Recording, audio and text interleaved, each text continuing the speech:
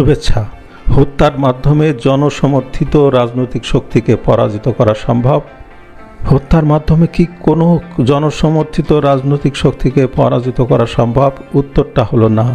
কিন্তু আদর্শের লড়াইয়ে যারা দেউলিয়া হয়ে যায়, তারা রাতের অন্ধকারে ধারালো অস্ত্র হাতে তুলে নেয়, ঠিক যেমনটা ঘটল ফেনীর ছাগলনাইয়ায়।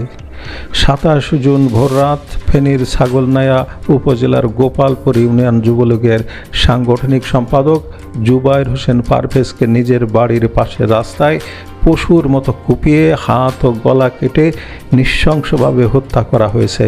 15 মাস মিথ্যা মামলায় জেল খাটার পর মাত্র 4 মাস আগে ছেলেটি মুক্ত বাতাসে শ্বাস নিতে বাড়ি ফিরেছিল, আর তাকেই কিনা বিএনপি জামাতের সন্ত্রাসীরা এভাবে টুকরো টুকরো করে ফেলল।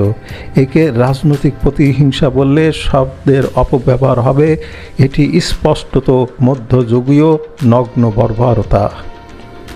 কতটা রক্ত পিপাসু আর কাপুরুষ হলে ভোররাতের অন্ধকারে একজন মানুষকে এভাবে কেটে ফেলা যায়? জুবায়েরের এই নৃশংস হত্যাকাণ্ড কিন্তু কোনো বিচ্ছিন্ন ঘটনা নয়।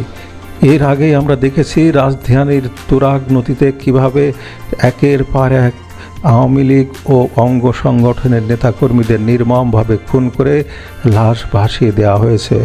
যারা তুরাগ নদীকে লাশের ডাম্পিং স্টেশন বানিয়েছে, সেই একই রক্তক্ষয়ী ব্লুপ্রিন্ট নিয়ে তারা আজ ফেনীতে থাবা বসিয়েছে।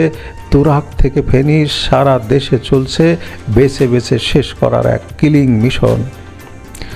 সোজা কথা, রাজনীতি যখন খুনের লাইসেন্স হয়ে দাঁড়ায়, তখন সাধারণ মানুষের পিঠ দেয়ালে ঠেকে যায়। যারা জুবায়েরের হাত গলা কেটে রাস্তায় ফেলে রেখে বীরত্ব দেখানোর চেষ্টা করছে, তারা সমাজের বিষাক্ত কীট। যেহেতু রাষ্ট্র এদের সুরক্ষা দিচ্ছে, এমত অবস্থায় জনতার আদালতেই এই খুনি সন্ত্রাসী আর জঙ্গিদের বিচার হতে হবে। জনতার সম্মিলিত প্রতিরোধই পারে এই বর্বরতা থামাতে।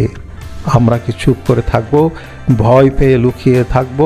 সিদ্ধান্ত নেওয়ার সময় এখনই। ভিডিওটি শেয়ার করে এই বর্বরতার প্রতিবাদ করুন।